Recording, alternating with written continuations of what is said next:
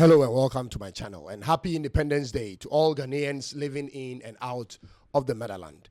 Ghana is 68 years old today since independence, and I have a lot in store for you. In today's video, I'm going to share with you the pros and the cons of our independence, the challenges after independence, the current situation of our country, and ladies and gentlemen, what the future holds for the people of this great nation. So stay with me as I deliver to you the State of the Nation's address according to my research. Let's get into this.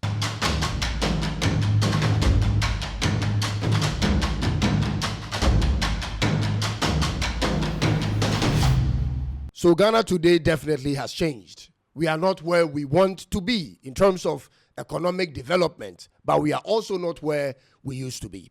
Now, what that means is when our first president, Osajifo Dr. Kwame Nkrumah, led us into independence, our forefathers had high expectations for the future of the young country, especially, ladies and gentlemen, looking at the developmental speed Nkrumah took us on. It was unprecedented in Africa and in the world. Our population was just 6.7 million people, and we had just started industrialization phase. Nkrumah has started the Ghana Industrial Holding Corporation, also known as GIHOC, the Tema Steel Works, Ghana Shoe Factory in Kumasi, Bonsa Tie Factory, Ghana Textile Printing Company, GTP, Glass Factory in Abosso, in Sawam Kanri, Meat Processing Factory in Bolgatanga, Volta River Authority, VRA, Ghana Cement Works, which we call GASEM, Tema Oil Refinery, the TOR, State Farms Corporations, Ghana Sugar Estate in Esuchari and Commander, Black Star Line, State Transport Corporation, STC, Ghana Airways, which is now collapsed, Ghana Railway Corporation, which is also collapsed, and the Ghana Broadcasting Corporation, ladies and gentlemen, all to work and generate revenue for the state. This was the strategy by Nkrumah to get Ghanaians employed and trained into having a skill set. For the educational facilities, they are uncountable. So Ghana had some good years until the coups took off. And one by one, we truncated and destroyed all the laid down plans by Nkrumah for the human and infrastructural development of this great nation.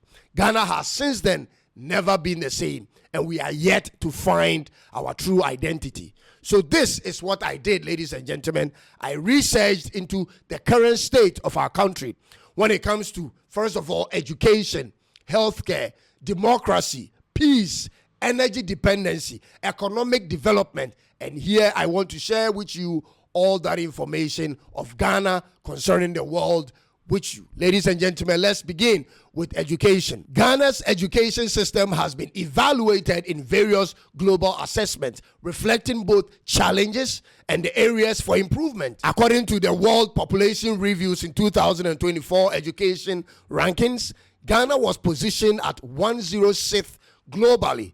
This ranking considers factors such as literacy rate, educational attainment, and overall quality of education. In 2023, ladies and gentlemen, Global Youth Development Index, Ghana's education quality was ranked 125th out of 183 countries. This index assesses various aspects of youth development, including education, health, employment, and civil participation, even though Ghana stood at the second highest in the West African sub-region, ladies and gentlemen, which is led by Cape Verde. In the Times Higher Education World University Rankings in 2024 and 25, University of Cape Coast emerged as Ghana's highest ranked institution. In sports, Ghana's rankings varies across different disciplines, with football being the most prominent. Ghana's men's football team, the Black Stars, as of December 2024, ranked 77th globally and 14th in Africa, according to the latest FIFA World Rankings. Ladies and gentlemen, we haven't won the African Cup of Nations since 1982. Overall, Ghana hasn't won any major trophies in men's football at all levels since 2009, when we won the FIFA Under-20 World Cup in Egypt. The Ghana women's national football team have been fairly competitive, ladies and gentlemen, within the African continent space. but are yet to win any trophies on the world stage. In field and athletics was where we saw some hope when Ignatius Gazy won the silver in 2005 World Championships and Joseph Paul Amoah reached the 200 men's semifinals in 2019 and 20 for the first time in Ghana's history, and Deborah Aqua competed in the women's long jump.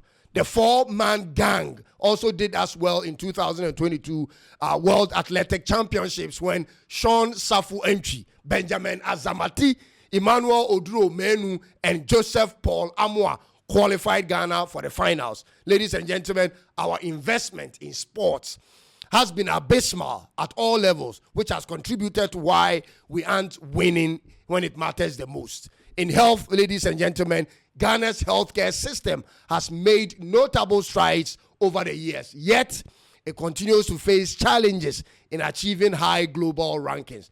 Ladies and gentlemen, in most recent global health security indexes, Ghana scored 34.3 out of 100. As of 2021, Ghana allocated approximately 4.15 of its GDP to health expenditure. This scanty investment was for the support of over 200 hospitals, serving a population of about 31 million people. Are we doing well as a country, ladies and gentlemen? Let me hear that in the comment section. Now, the life expectancy in Ghana stands at 66.1 years for women and 66.8 years for men, which is below the global averages of 74.5 and 69.6 years, respectively. By the way, why do men die younger than women everywhere in the world? Leave that answer in the comment section below.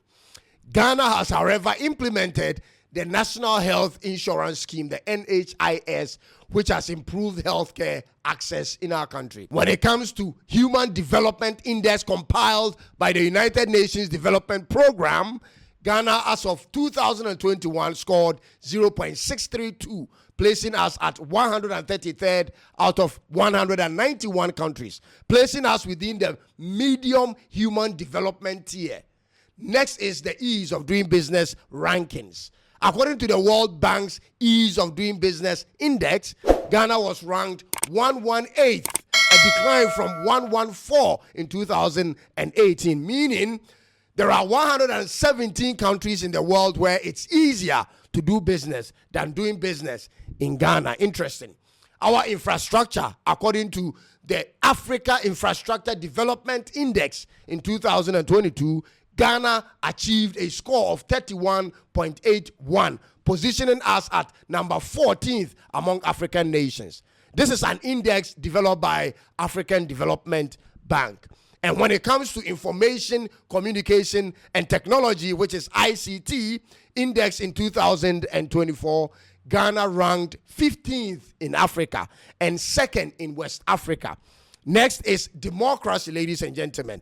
In the 2023 Democracy Index published by the Economist Intelligence Unit, Ghana's score declined to 6.3 out of 10, marking it as the lowest in decade. Now, this decrease led to the drop in global ranking from 63rd to 65th, and a regional shift from 4th to 5th in Africa, now trailing behind Mauritius, Cape Verde, South Africa, and Namibia when it comes to democracy. When it comes to peace, Ghana's standing in the Global Peace Index, GPI, has experienced a decline in recent years, reflecting changes in the nation's peacefulness.